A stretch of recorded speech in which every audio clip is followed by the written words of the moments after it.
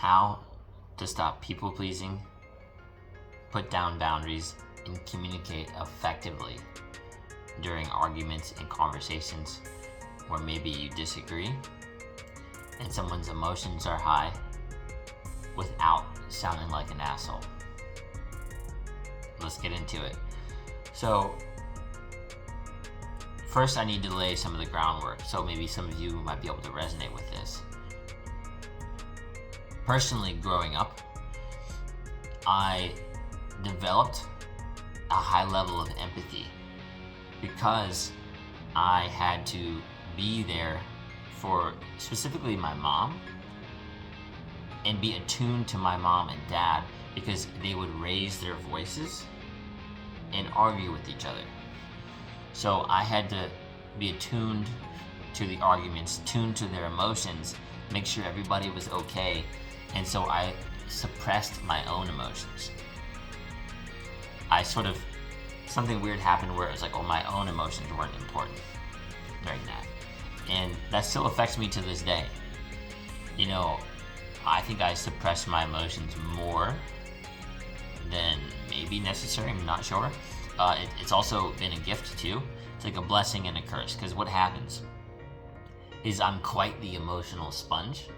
Like if someone around me is stressed, pissed, sad, I might soak up some of that from them, especially if they're raising their voice at me. So something that happens, you know, if I can feel that they're upset, I'm gonna start to soak up their energy. And then if they raise their voice at me, it's a trigger, like with my parents, hearing them argue. Basically, I shut down. So a good way to regulate this is to start speaking up for yourself and also laying down boundaries.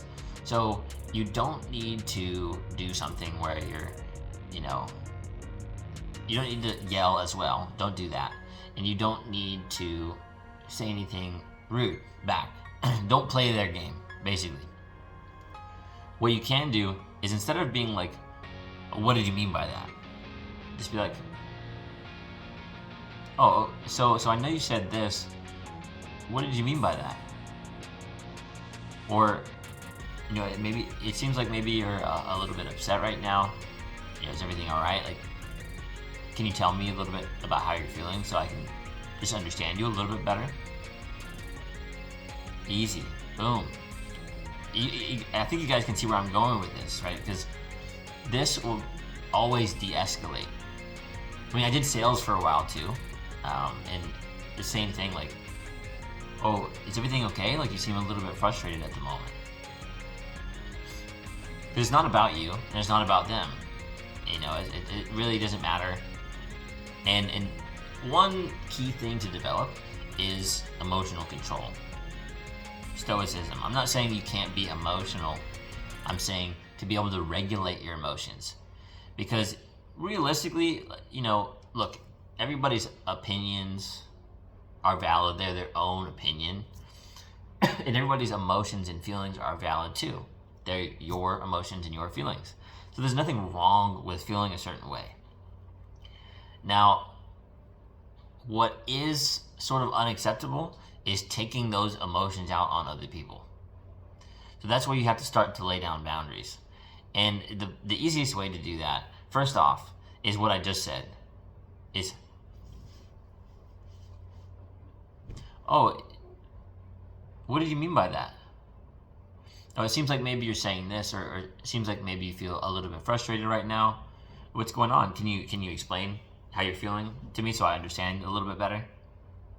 There's something like that, you know? Like, I want to hear you, I want to understand you. Can you tell me a little bit more about what you mean by that? I know you said this. What did you mean?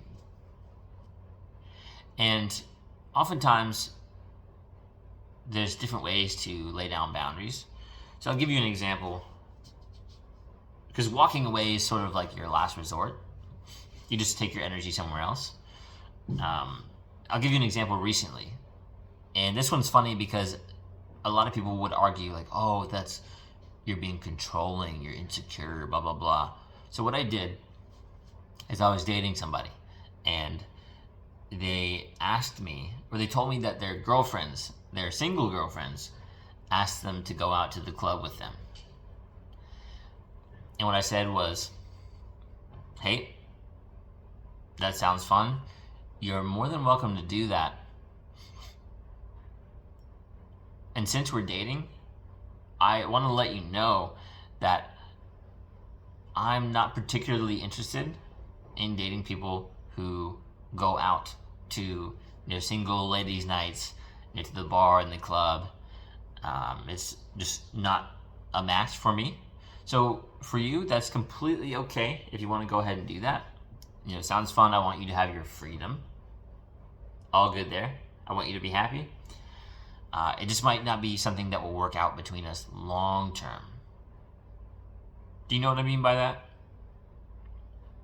See, in that situation, it allowed her to step back and be like,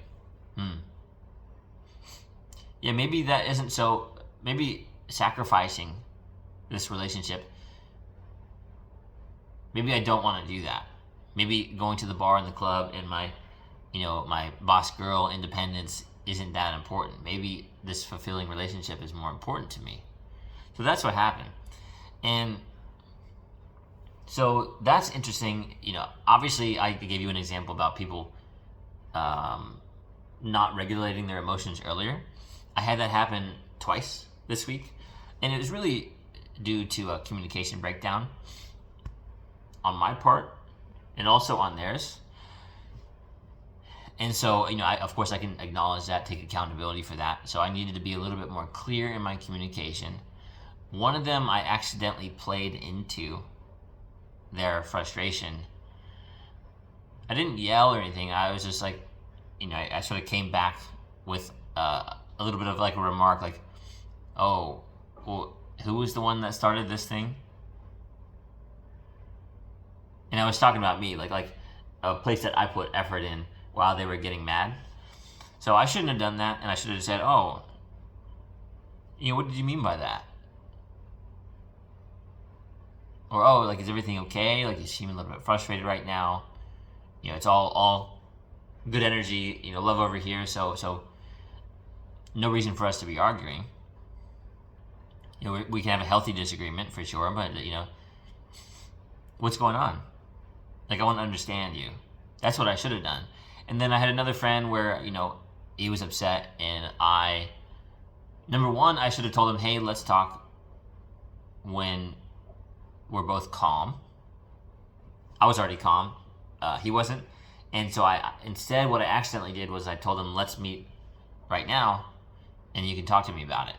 Because it was like an angry message, and then angry as soon as he saw me, right? So it was like, what happens is people bottle up resentment, and it's like they tally up a score, marks on the wall, and then they blow up at you. Like a Coke bottle, shaking the Coke bottle. And then it boils over and blows up at you. When really, if they were able to tell you sooner and regulate their emotions, that wouldn't have happened, right? You're both adults, and I totally understand that there's a lot of adults that have poor emotional regulation. I've been there. I'm sure somebody watching has been there too. So, there's no reason to get triggered about this. I'm not saying that to attack you. I'm just saying we all need to be accountable for these situations. So those are some examples there and how I could have handled them differently. So don't allow that to happen. Just communicate more clearly early on rather than letting the resentment build up. Because that way you can avoid all this stuff to begin with. Have more adult and healthy communication and conversations. Now, there was one other story that I wanted to tell here because I mentioned this in the beginning. Because of being an empathy sponge and getting triggered by people getting upset or raising their voice or yelling, where I would shut down growing up, I also became a people pleaser for a while. So I was afraid to rock the boat, to share my own opinion, so I would be more quiet in a lot of situations. Now, I had to unlearn that, and I'm still reprogramming that a little bit. So I'll give you an example. this is, probably, I don't know, 7+ years ago now. I had a best friend. And everything was good for a while. Still wish him all the best, even to this day. We had a lot of great times. We were in a band together. It was a lot of fun. And later during our friendship, there was a period where we were both in school and we met a girl, and I'm not sure exactly what happened because I had no idea if he liked this girl or not. I couldn't tell, and he also didn't tell me. Because normally we would tell each other, like, oh, like, this girl's cute. Like, I think I'm going to try to talk to her, blah, blah, blah. We're very, like, open in our communication. So that didn't happen, so I had no idea. Maybe I was really oblivious, I have no idea. But basically, he saw me start doing that. Like, I was like, hey, like, this girl's cute. I'm going to see what's going on there. I'm going to see if I can, get a date out of this. Go coffee, see where it goes. And he was very supportive the entire time. Best friend. So obviously that felt good. Now, fast forward, at some point, he realized that he liked her. And I don't know if that was when we were dating because we were all hanging around each other a lot. But after we broke up, I don't know, a few months afterwards maybe, he took me out for a drink or two. And apparently he needed to get some drinks in me and himself to tell me this. But he's like, hey man, like, it was super weird. He said, hey man, like, I totally understand if you're going to be upset or maybe if you want to hit me because of this, which is like a really weird thing to say. But I like your ex. And it took a moment, not too long, to think about what he said. And honestly, I didn't really care anymore. So it was a little bit of a weird feeling, because I think what I should have done is just communicated like a man-to-man boundary, like, hey man, like, I totally understand. I don't know how I feel about it because, honestly, if it were the other way around, I would never date one of your exes, just out of respect for you. That would have been a decent way to say that. Now, what I did was, because I really didn't care, like, I was over her already. What I said was, hey man, like, thank you for opening up to me about that. I really appreciate that. Obviously you're one of my best friends, so I'm thankful for that. And honestly, man, like, I'm over it. I'm way over it. It's been a while. So if you want, go ahead and give it a shot. Like, I don't really care. And, maybe something good will come out of it. So give it a try. And I think I was a little bit, like, I didn't want to rock the boat there. We were friends for so long, like, I'm sure it would have been fine. But it's an example of where I didn't lay down a boundary. And I could have, out of maybe some people-pleasing tendencies. So I hope this video helps you guys to understand. And I'll give you sort of like an ending story to that. It never worked, by the way. I think he did go for it and it didn't work. And then I had three friends, best friend and then two other friends that all told me, oh, we like your ex afterwards. And I was like, all right, I definitely need to find a new friend group. Because the moral of that is, this is going to sound harsh, but a lot of them were in such a scarcity when it came to relationships with women that they would go for their friend's ex. It is what it is, I'm just have to be honest about it, and it's okay. Nothing against them. I still wish them all the best. That's a little bit crazy though, and it shows you, like, if you had an example of like that in your life, or maybe you've been that guy before. Don't be that guy. There's literally billions of women in the world, so that's stupid to do that and sacrifice a friendship over that. So there's that.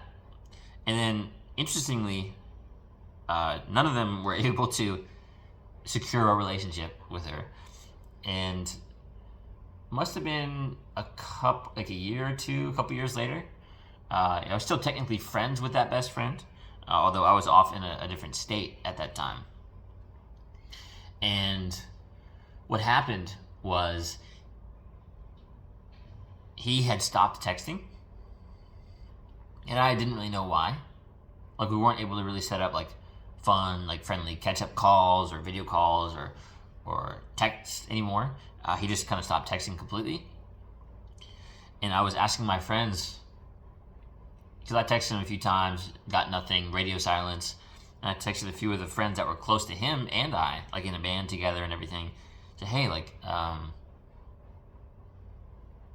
do you know what's going on with him? You know, like, is everything okay? Is he doing all right? I just wanted to make sure he was, you know, like healthy and safe, basically like a good friend. And I never really got much back from them. Oh yeah, he's fine.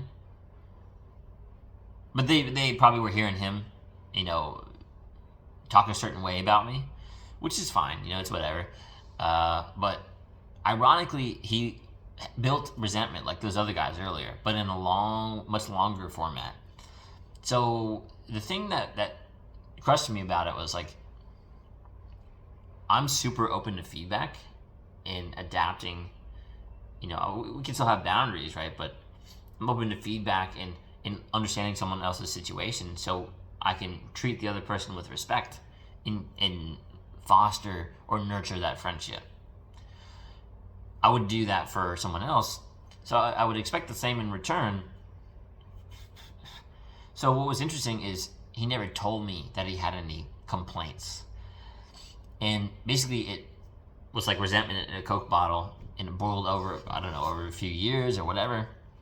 Even when he still went for my ex, and he sent me this long paragraphs on paragraphs.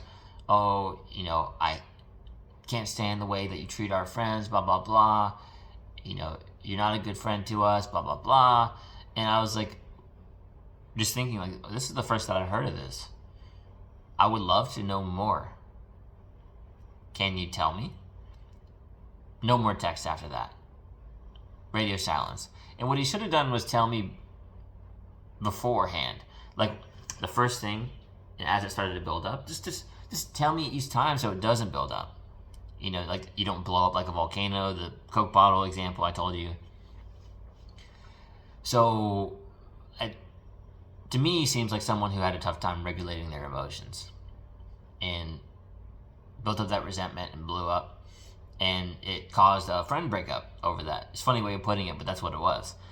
And I basically fell out with that entire friend group, and no one could tell me why. And here's the difference between a lot of people, right? Because a lot of people won't hold themselves accountable. Like, oh, well, they all betrayed me. There's probably something wrong with them. Well, I'm not saying that. I want to know what was wrong with me in that situation. You know, I want to know what I could have improved, how I could have been accountable, how I could have been a better friend. That's a lot different. So, again, you know, I still wish all those guys all the best, and you know, I still wish to this day that they would have told me. But it's all good, you know. You get to a point where you start to attract new friends and build an ability to have healthier relationships, which is an amazing thing, you know. Whether it's with friends, romantic relationships, your family, you get better at this stuff. So it's good. So that's a good example too of how to communicate effectively and regulate your emotions without, you know, either biting back at somebody and being an asshole or contributing to them already being upset when they should also, as an adult, have an ability to regulate their emotions. So anyways, guys, you know, that's enough storytelling from me today. I thought it might be valuable for a few of you. So if you've made it this far, thanks for watching. Thanks for listening. If you're interested in any guidance in any particular areas of your life, I put a coaching link below, so you can book that in on my calendar.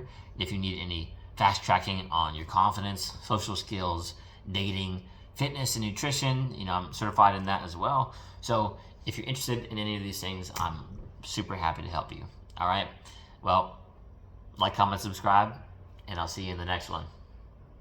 You got this, bro. If we color the white walls pitch black, turn all the lights off and lay back, we can make love with our bare hands, we can make light out of thin